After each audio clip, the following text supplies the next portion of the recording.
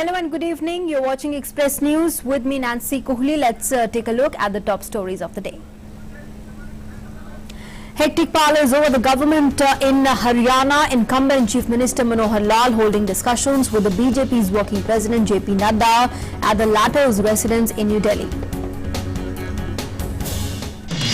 Bharatiya Janata Party is 6 short of the majority mark of 46 in the 90-member Haryana Assembly, while the Congress has managed to bag only 31 seats.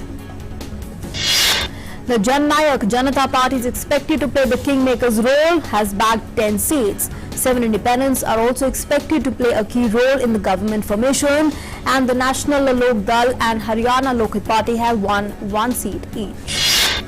Expecting to play the kingmaker's role in the government formation in Haryana, the Jan Nayak Janata Party State Chief Sardar Nishant Singh has said that they will soon announce their decision.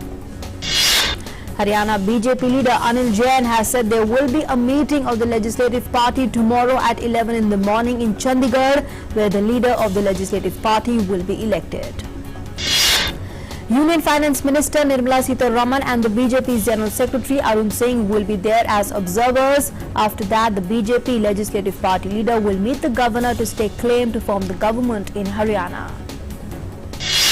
Haryana incumbent Chief Minister Manohar Lal exuded confidence that the BJP will form the government in the state. Meanwhile, the independent MLA from Sirsa Assembly seat Gopal Kanda has said that he is going to support the BJP in the state. Independent candidate from Prithla seat in Haryana, Nayan Pal Rawat, has pledged his support to the Bharatiya Janata Party. The Congress has intensified its efforts to form government in Haryana after bagging 31 seats in the assembly elections. The former Chief Minister Bhupender Singh Hooda is in New Delhi to meet the Congress working President Sonia Gandhi to discuss the further course of action. The BJP Shiv Sena coalition is all set to form the next government in Maharashtra. The pre-poll allies had won 161 seats in the 288-member House. The BJP won 105 seats on its own out of 150 contested.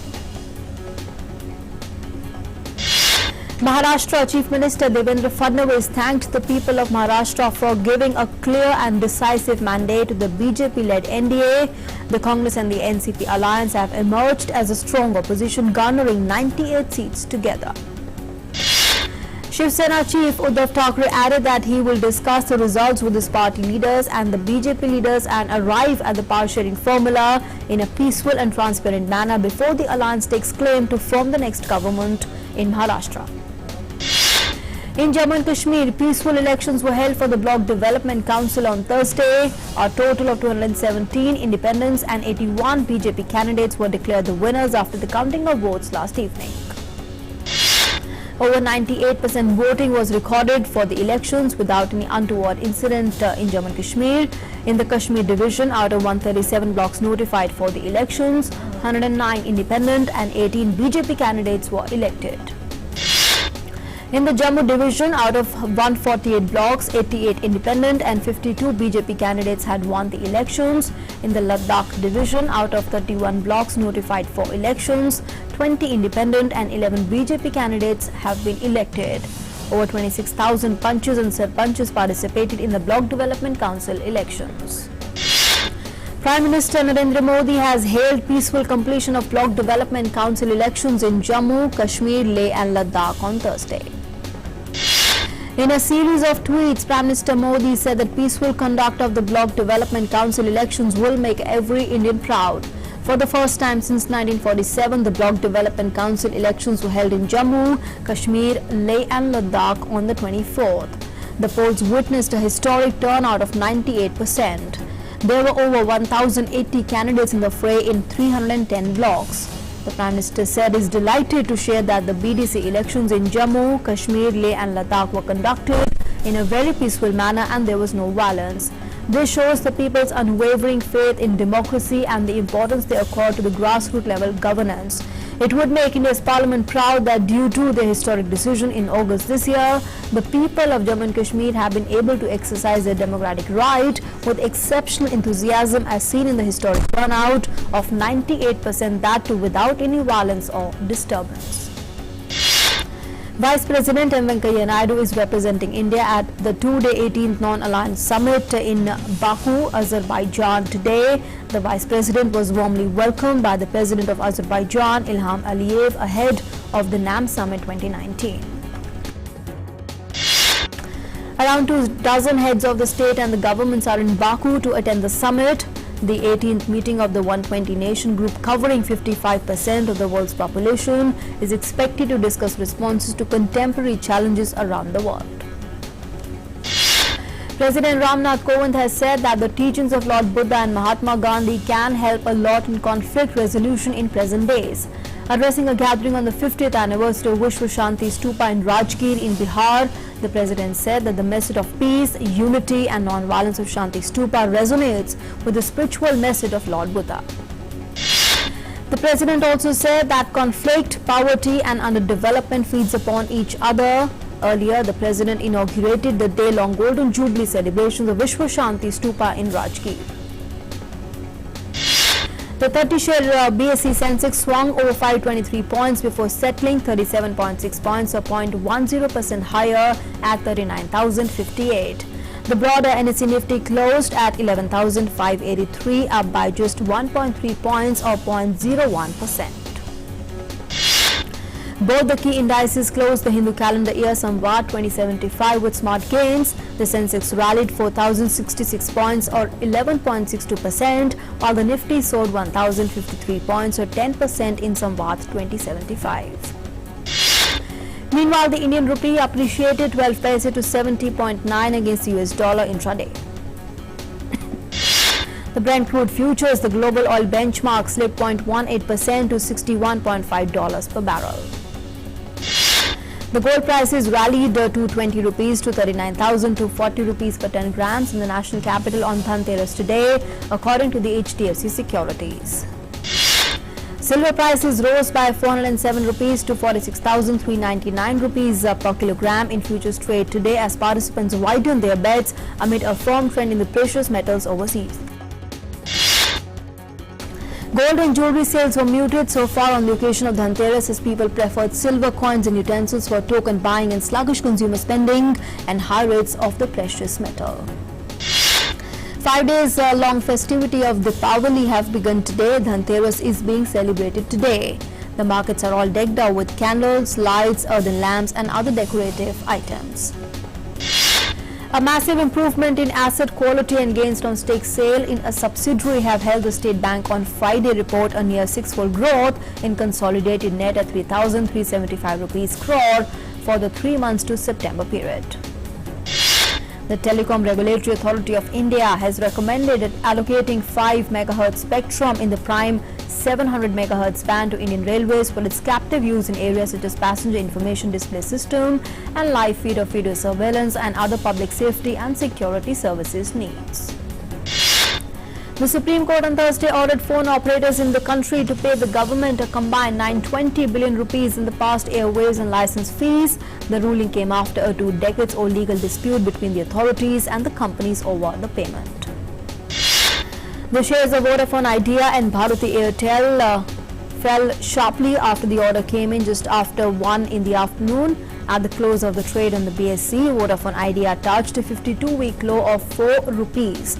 The Bharti Airtel shares fell nearly 10% soon after the news but had to be recovered to end 3.3% higher at 372 rupees. Oyo Hotels and Homes aims at expanding its footprint in Bihar by investing in infrastructure and talent. The investment in infrastructure and talent will create 700 jobs in the hospitality sector in the next 6 months. Samsung Group heir J.Y. Lee's left Seoul High Court after the start of a bribery trial that could result in a tougher sentence. The trial comes as current South Korean President Moon Jae-in seeks help from big business leaders to resuscitate a fragile economy. Amazon forecasts fourth quarter revenue below analyst estimates as the world's biggest online retailer faces fierce competition from Walmart and other e-commerce players, sending its shares down 7%. Tesla shares soared after the electric car maker surprised the Wall Street by delivering on CEO Elon Musk's promise of a profit in the third quarter. The company shares rose 18% to $301 in the pre-market trade. Twitter posted worse than expected third quarter revenue and profit, which the company attributed to advertising problems, including product bugs and unusually low demand over the summer, sending its shares down about 15%.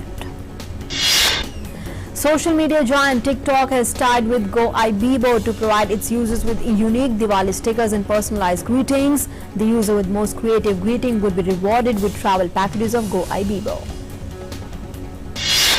The UK Parliament narrowly approved Prime Minister Boris Johnson's annual legislative programme, delivering his minority government a symbolic win as he pushed for a snap general elections. Parliament's lower house of Commons approved the proposal, which does not directly deal with the Brexit crisis, by 310 to 294 votes.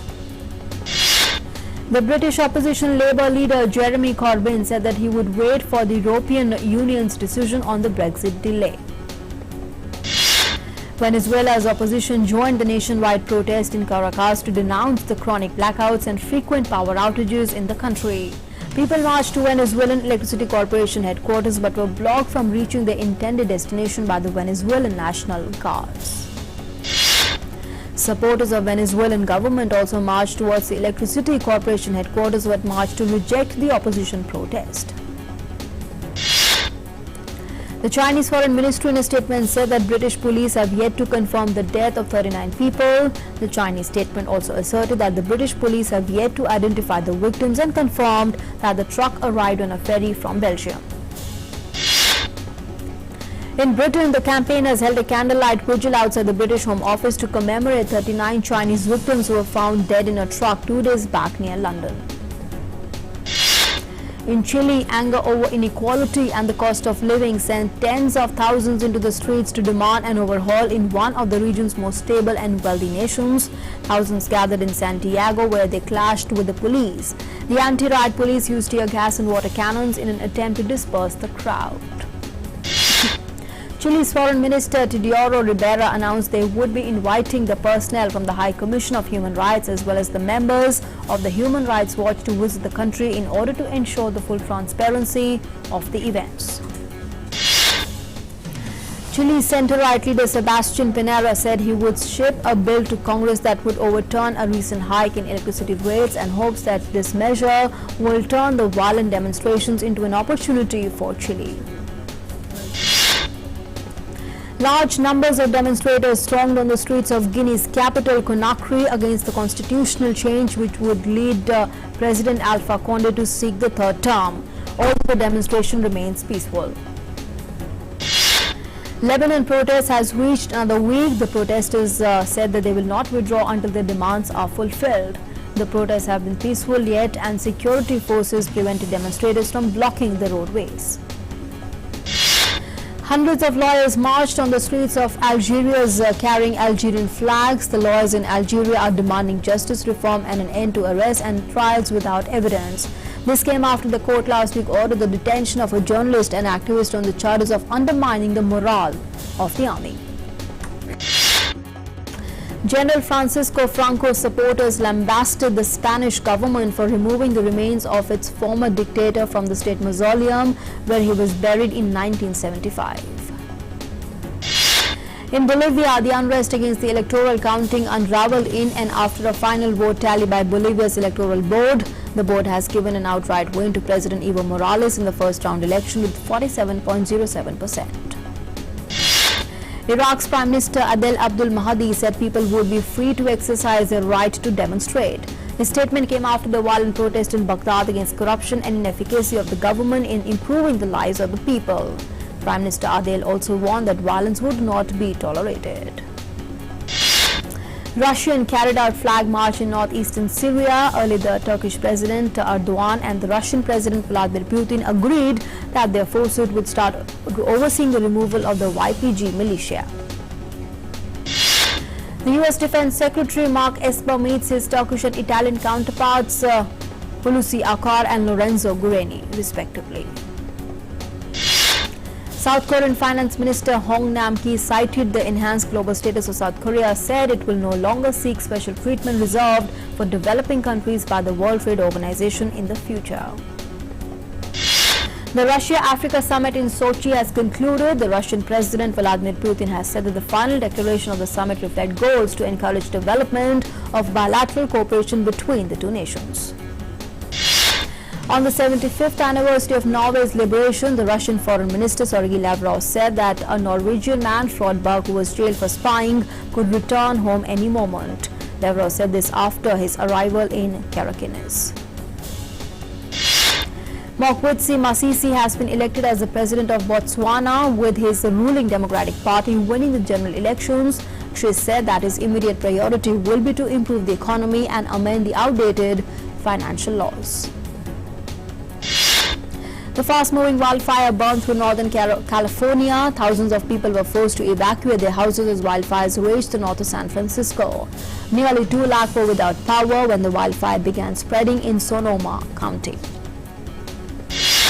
Hundreds of tourists formed long queues to climb Australia's Uluru soon after dawn. They formed this queue a day before permanent ban on the climb takes effect following a decade-long fight by indigenous people to close the trek.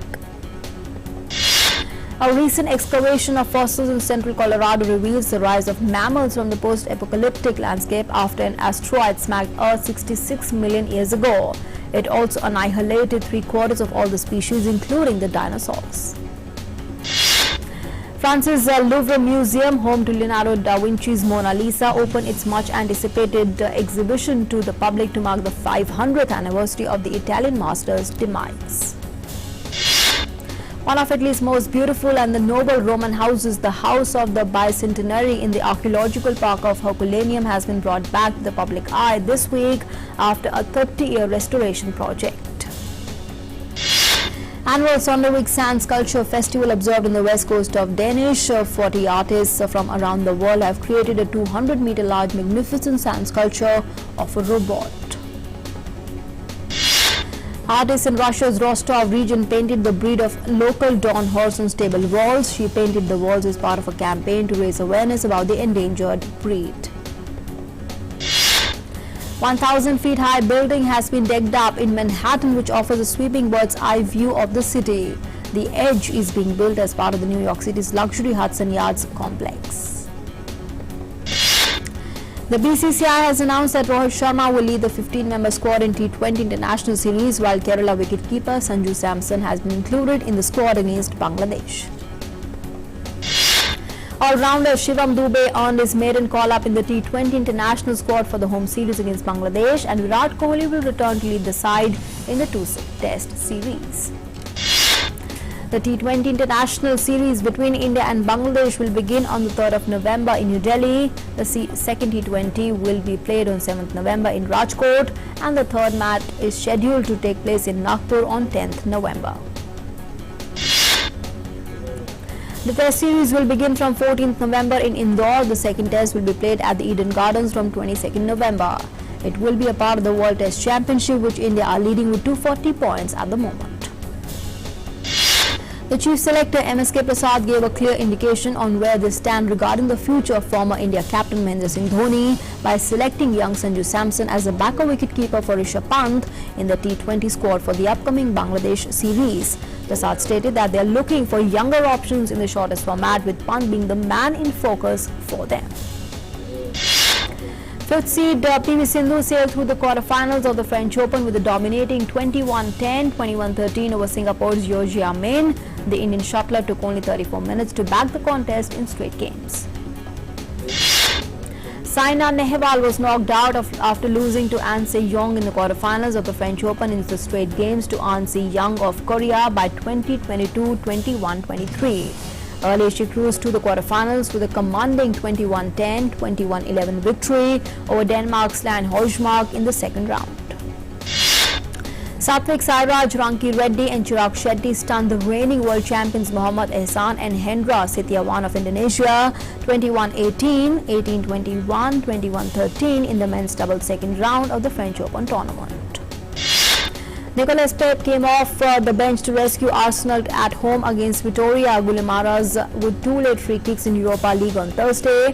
Arsenal came from behind to win 3-2 and stay perfect in the Group F. Manchester United is on 7 points and need just one more win to ensure they qualify from Group L after eking out a 1-0 win against Partizan in Belgrade. The Indian national football team dropped 2 places to 106th position in the latest FIFA rankings issued on Thursday. The downward slide came following the Blue Tigers won all draw against the lower-ranked Bangladesh in the FIFA World Cup qualifier earlier this month.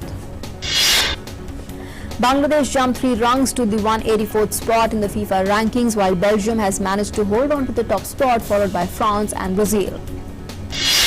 England is placed 4th ahead of Uruguay, Portugal, Croatia, Spain, Argentina and Colombia in the recent released FIFA rankings. The fans in Paris were delighted with the release of the latest Asterix adventure that hit its stores on Thursday, entitled The Asterix and the Chieftain's Daughter, featuring for the first time in its 60-year history a female heroine. Thousands of pumpkins of all the shapes and sizes are ready for Halloween at the Pick Your Own Pumpkin Patch in Essex. The farm features an 8-acre corn maze amongst the pumpkin patch for visitors to race around before picking up a pumpkin. Queen fans are giving renditions of 3 of the rock band's hit songs in new user-generated music videos. More than 10,000 people from 120 countries took part in the You Are the Champions project after the British band asked fans to submit the artistic versions of Bohemian Rhapsody, Don't Stop Me Now and A Kind of Magic.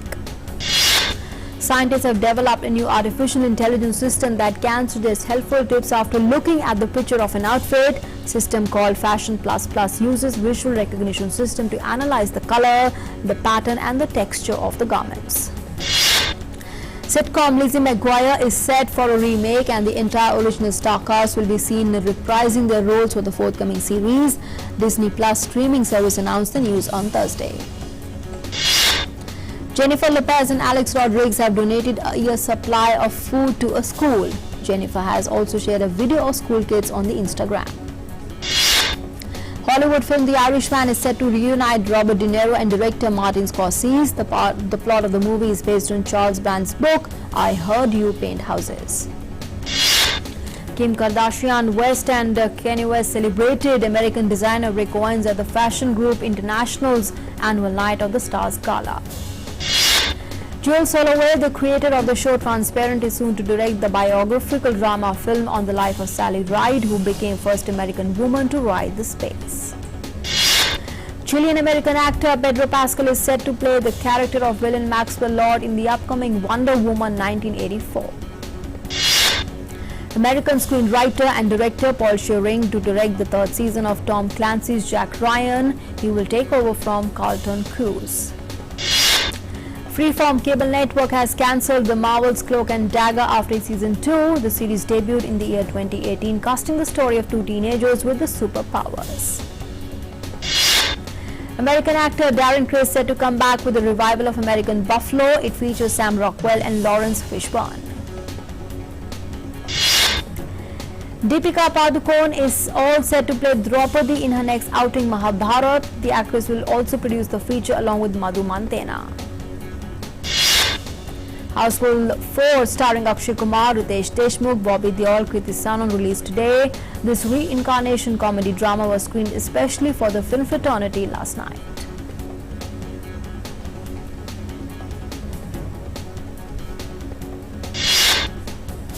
And with that, it's a wrap on this edition of the news. Thanks for being with us.